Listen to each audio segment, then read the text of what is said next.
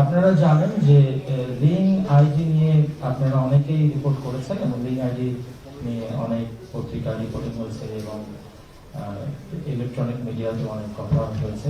Link ID নিয়ে আমরা বেশ কিছুদিন ধরে এটির পিছনে আমরা ছিলাম, আমরা দেখছিলাম যে কিভাবে এই ঘটনাটি ঘটে এবং কিভাবে ইনভেস্টমেন্ট হয়। এখানেও অনেক ধরনের কথা আছে যে এখানে মূল যে জায়গাগুলো, যে এখানে কাস্টমার যারা ইউজার আইডি কেনেন, এরকম আইডির সংখ্যা ইউজার আমরা দেখছি যে প্রায় 2 কোটির মতো ইউজার আছে এবং ব্র্যান্ড প্রমোটার যাদেরকে আমরা আইডি কল করেছেন বলে বলছি, লিং আইডির ভাষায় তাদেরকে বলা হচ্ছে ব্র্যান্ড প্রমোটার। ব্র্যান্ড প্রমোটার আছে প্রায় 2 লক্ষের মতো ব্র্যান্ড প্রমোটার আছে এবং এজেন্ট আছে নিয়ার অ্যাবাউট প্রায় 1000-এর মতো এজেন্ট লিং আইডির আছে। এখানে নানাভাবে এই ইনভেস্টমেন্ট দেওয়া হয়। মূলত আমরা যে কারণে কনসার্নটা আমাদের তৈরি হয়েছে সেটা হলো অ্যাডভার্টাইজমেন্ট দেখে টাকা রোজগার। অ্যাডভার্টাইজমেন্ট আমি দেখব, কিন্তু মূলত অ্যাডভার্টাইজমেন্টটা আমরা প্রান্তিক মানুষের কাছ থেকে যখন বিষয়গুলো জানতে পারছিলাম যে একজন দিনে 10টা দেখবেন, 20টা অ্যাড দেখবেন, আসলে তারা অ্যাড দেখেন না। তারা একটা করে চাপ দেন যে তার ব্যক্তিগত কাজ করেন, আবার একটাকে চাপ দেন। তারা কিন্তু শুধু টাকা রোজগারের জন্য এই অ্যাডের মধ্যে একটা ক্লিক করেন।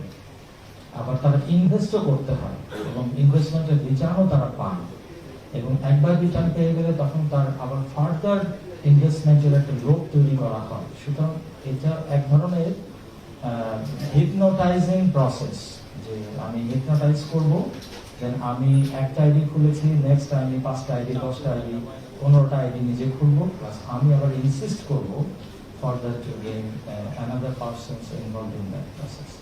ওইখানে আবার যদি আমার কোড ইউজ করে, আমার রেফারেল ইউজ করে যদি কেউ আবার আরেকজনকে নমিনেট, আরেকজন যদি ইনভেস্ট করেন, সেক্ষেত্রে আমি আবার বেনিফিট পাবো, একটা সার্টেন অ্যামাউন্ট অফ মানি আমার আসবে। তাহলে এখানে আমরা যখন কথা বলছি তাদের সাথে মনে হবে যে একজন ডিরেক্টরকে গ্রেপ্তার করেছে ইতিপূর্বে, তো এখন আমরা একজন খুব প্রমিনেন্ট এজেন্টকে গ্রেপ্তার করেছি, তার নামটা আপনাদের এখানে আছে দেওয়া। তো এখানে তারা যে কাজটি করেন, তো এই একজন আরেকজনের সাথে লিঙ্ক তৈরি করেন, যেটা kind of multi level marketing এর মতো এবং মাল্টি লেভেল মার্কেটিং ইনফ্যাক্ট। তো এটি বাংলাদেশে করা যায় না, নিষিদ্ধ। তারপরে তারা এই কাজটি করেছেন। তারা বলছেন যে সিঙ্গেল লেভেল মার্কেটিং, তারা মাল্টি লেভেল করতে চান না, কিন্তু যখন চেইন তৈরি করা হয় it makes a multiple involvement. এবং মাল্টি লেভেল মার্কেটিং এর ক্ষেত্রে একজন যিনি ইনভেস্ট করলেন, উনি 5 জন, 7 জন, 10 জনের কাছ থেকেও, লাস্ট ইনভেস্টরের কাছ থেকেও অর্থ পান। ওনাদের বক্তব্য হচ্ছে যে লাস্ট ইনভেস্টরের কাছ থেকে অর্থ আসে না প্রিন্সিপালের কাছে, কিন্তু এই অর্থটা আবার মালিকের কাছে যায়, কোম্পানির কাছে যায়। সুতরাং এটা আর এক ধরনের নতুন ডাইমেনশন আর কি, যে টাকা ডাইভার্ট করে নিজেদের কোম্পানিতে নিয়ে নেওয়ার একটা নতুন ডাইমেনশন আমরা তাদের বক্তব্য থেকে দেখতে পাচ্ছি আর কি। তো যাই হোক, তাদের বিভিন্ন ধরনের প্যাকেজ আছে। তো এই প্যাকেজে তারা অ্যাডভার্টাইজমেন্ট দেখানোর জন্য গোল্ড প্যাকেজ আছে, যেখানে প্রতিদিন 500 টাকা ইনকাম হয়, মাসে 15,000 টাকা। সিলভার প্যাকেজ 12,000 টাকা, মাসে 7,500 টাকা ইনকাম হয়। আবার প্রবাসী প্যাকেজ আছে, প্রবাসী প্যাকেজে প্রবাসী প্লাটিনামে 50,000 এবং প্রবাসী গোল্ডে 25,000 টাকা ইনভেস্ট করা যায়। ইন্টারেস্টিং হচ্ছে যে এইখানকার ইনভেস্টমেন্ট ক্রাইটেরিয়া যেটা, এটা আমরা আমাদের কাছে মনে হয়েছে এটা অসম্ভব রকমের একটি এখানে ত্রুটিপূর্ণ দিক আছে, যেটা আমাদের এক্সপ্লোর করা খুব জরুরি। এই লক্ষ্যে আমাদের মানি লন্ডারিং ইস্যুতে কাজ চলছে। বিষয়টা এরকম যে বাংলাদেশে যারা ইনভেস্ট করছেন, টাকা যারা ইনভেস্ট করছেন, এই মানিটা বাংলাদেশেই সার্কুলেট হচ্ছে এবং বাংলাদেশে অ্যাড দেখে দেখে এই টাকাটা দিয়ে দেওয়া হচ্ছে। বাট প্রশ্ন হচ্ছে যে এই অ্যাডগুলো যারা দেখছে, এই অ্যাডগুলো কোনোটাই বাংলাদেশি অ্যাড নয়। এগুলো হচ্ছে most of the cases gaming ad, অথবা ফরেন কোনো অ্যাড তারা দেখছে, বিদেশি অ্যাড দেখছে, যেটা ভিপিএন এর মাধ্যমে দেখতে হচ্ছে। তো এই অ্যাপগুলো যখন তারা দেখছে, এই অ্যাপের যে একটা সার্টেন ডলার কোনোটাতে ধরেন যে 1 সেন্ট থেকে 30 সেন্ট পর্যন্ত ইয়ে আছে, এই টাকাটা যখন আমরা বলেছি যে এই টাকাটা তো কোনো না কোনো অ্যাকাউন্টে যাচ্ছে, তাহলে এই অ্যাকাউন্টের টাকা তো বাংলাদেশে আসছে না, তাহলে এই অ্যাকাউন্টটা কোথায়?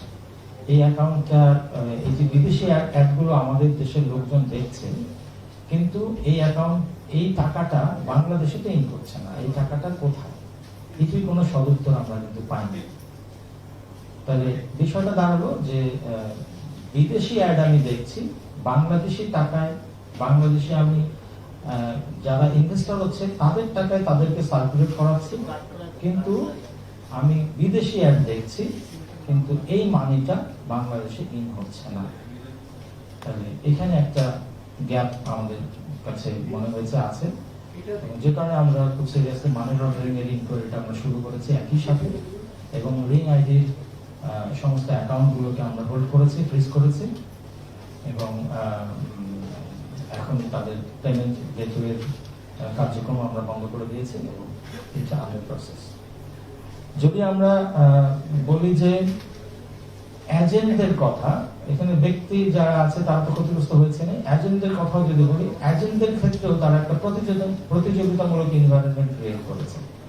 অর্থাৎ একজন এজেন্ট আগে 1 লক্ষ টাকা দিয়ে ইনভেস্ট করে এজেন্ট হতেন, এখন দেখা যাচ্ছে এজেন্ট হতে গেলে 5 লক্ষ টাকা লাগে। তারপরে এই মানিটা উনি আবার যখন ইনভেস্টমেন্ট রিটার্ন নেবেন, উনি আবার রিটার্ন নিতে পারেন না, কেননা তাকে আবার হিপনোটাইজিং কিছু প্রসেস করা হয়। সেটা বলা হয় যে আপনার অ্যাকাউন্টে যদি আপনি বেশি টাকা রাখেন, ইন দ্যাট কেস আপনি যদি টপ লিস্টে আসেন, তাহলে পরে আপনার একটা রিওয়ার্ড আছে, এবং আপনি আরো যত বেশি ক্লায়েন্ট কালেক্ট করতে পারবেন সেটা আপনি বোনাস পাবেন। সুতরাং অনেক এজেন্ট টপ লিস্টে যাওয়ার জন্য তার টাকাটা তুলে নেন, ওই টাকাটাও সার্কুলেট করতে থাকে। এটা আরেকটা তাদের প্রসেস। এবং কাস্টমারদের ক্ষেত্রে যেটা হয়েছে, যে কাস্টমারদেরকে ব্যারিয়ার ক্রিয়েট করা হয়, যে আগে ধরেন ইনভেস্টমেন্ট করলে 10 দিন পরে টাকা পাওয়া যেত, নিজেরাই নিজের ব্যালেন্সটা নিয়ে নিতে পারতেন, কিন্তু পরে এটা 15 দিন, তারপরে 1 মাস এভাবে ডিলে করা হয়, এবং পরবর্তীতে এজেন্টের মাধ্যমে টাকাটাকে নিতে তাদেরকে এনকারেজ করা হয়। এজেন্টদের কাছে যখন কাস্টমাররা যান বা ক্লায়েন্টরা যান, তখন এজেন্টরা বলে যে আপনি তো আমার কাছ থেকে আইডি খোলেন, আপনাকে আমি টাকা দেবো কেন? সুতরাং উনি নানাভাবে হয়রানির শিকার হন, এবং এই huge amount of money circulate করতে থাকে এই চেইনের মধ্যে, এবং এই টাকাটা সামহাউ ড্রেন আউট হওয়ার আমরা পসিবিলিটি দেখতে পেরেছি, এবং যে কারণে আমাদের ইনভেস্টমেন্টটা এই ব্যাপারে শুরু হয়েছে।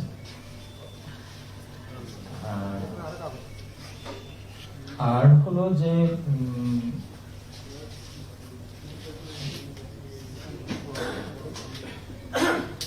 আচ্ছা, এখন ওদের অনেক ধরনের কার্যক্রম আছে এই আইডিতে। আমরা কয়েনে বিনিয়োগ দেখেছি, ইনভেস্টমেন্টে ক্রয় বিক্রয় হয়েছে, পণ্য ক্রয় বিক্রয়ের ইস্যু আছে। এগুলো হচ্ছে তাদের ফ্রন্ট পেজ। যারা এমএলএম করে তাদের ফ্রন্ট পেজে কিছু প্রোডাক্ট রাখা হয়, এই প্রোডাক্টগুলোকে তারা দেওয়ার চেষ্টা করে, কিন্তু ব্যাকডোরে কিন্তু তারা এটা অন্য বিজনেসের মডেল হিসেবে তারা পরিচালনা করে। তাদের লাইভ স্ট্রিমিং আছে, লাইভ স্ট্রিমিং এ তারা ওই যে কয়েন, ভার্চুয়াল কয়েন এটি কেনা হয়। তো এই ভার্চুয়াল কয়েনের ক্ষেত্রেও আপনি ভার্চুয়াল কয়েন কিনবেন, কিনে আপনি গিফট করবেন, এরকম কিছু, যেটা আমরা বিগো লাইভের ক্ষেত্রে দেখেছি, স্ট্রিম কারের ক্ষেত্রে দেখেছি, এই একই প্রসেস তারা ফলো করে। এবং এই ক্ষেত্রেও মানে মান্থলি ট্রানজেকশনটা আমাদের কাছে মনে হচ্ছে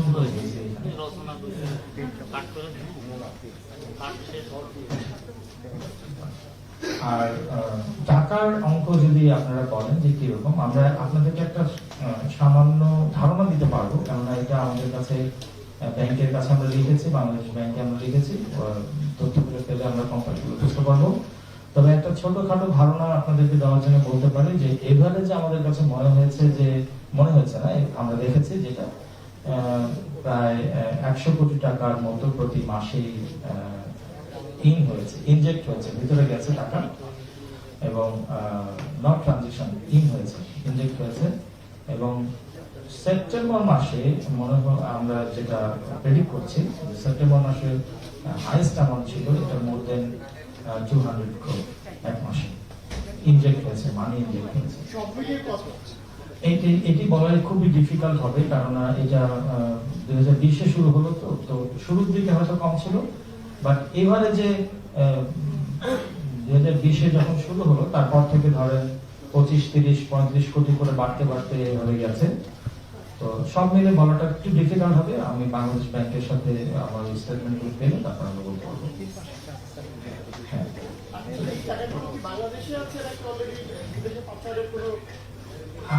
আমরা যখন এটা ফ্রিজ করেছি, এখানে আছে, আমরা ফিগারটা বলতে চাচ্ছি না, যে বেশ বড় অঙ্কের টাকা আমাদের কাছে আছে,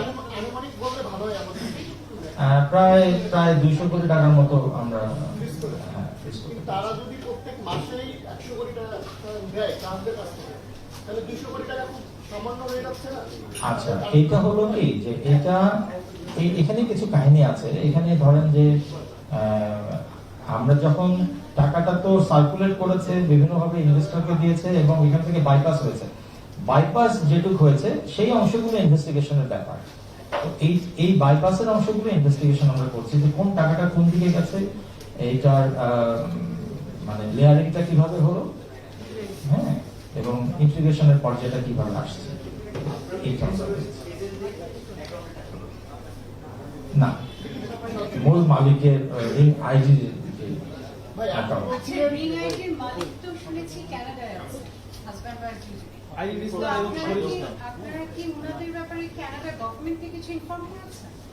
হ্যাঁ, এইটি হচ্ছে যে এটি প্রক্রিয়াধীন আছে, যেহেতু উনি আমাদের মামলার আসামি, এটা আমরা প্রক্রিয়ার মধ্যে গেছি। আমরা প্রয়োজনীয় সব পদক্ষেপ নিয়ে থ্রু আমাদের ইন্টারন্যাশনাল প্রসিডিউরের মাধ্যমে আমরা বাকি কাজ করব। আমাদের প্রসিডিউর আছে। রিং আইডির মালিক আইরিন ইসলাম এবং শরীফ ইসলাম 2016 সালের ডিসেম্বর মাসে অ্যারেস্ট হয়েছিল সিআইডিতে বিটিআরসির একটা মামলায়। তারা ভীষণ টেল নামে একটা আইডব্লিউ প্রতিষ্ঠান নামে প্রতারণা করতে 200 কোটি টাকার উপরে।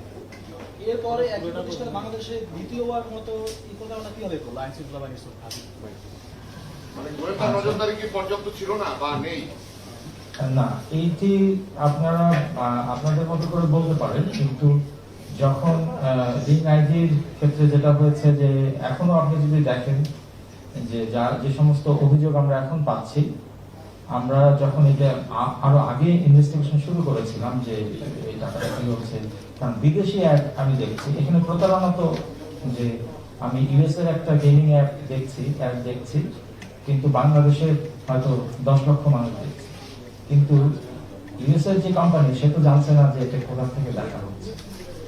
এটা এক ধরনের প্রতারণা হয়েছে।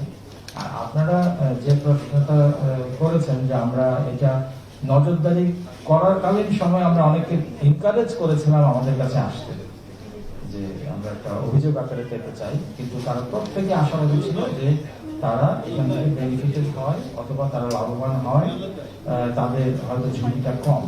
কিন্তু এদের বিজনেস স্টাইলটা যেটা, তারা একটা বড় রকমের সাবস্ক্রাইবার ক্রিয়েট করে, যেহেতু এটা বড় রকমের সাবস্ক্রাইবার যদি ক্রিয়েট করা যায়, তাহলে তারপর এই বিজনেসটাকে তারা সরে আরেক ধরনের বিজনেসে চলে যাবে, এবং এই সাবস্ক্রিপশনের মানিটা তারা কতটুকু আউটফ্লো করবে ফেরত দিবে, এই জায়গাগুলো সাসপিশাস মনে হয়েছে, যে কারণে আমরা এটাকে ধরেছি।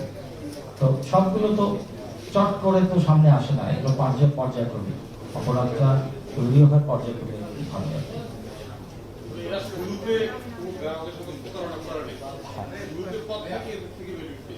এক্স্যাক্টলি, আপনি দেখেন প্রশ্ন করেছেন, উত্তরটা আপনাদের মধ্যেই আছে। হ্যাঁ,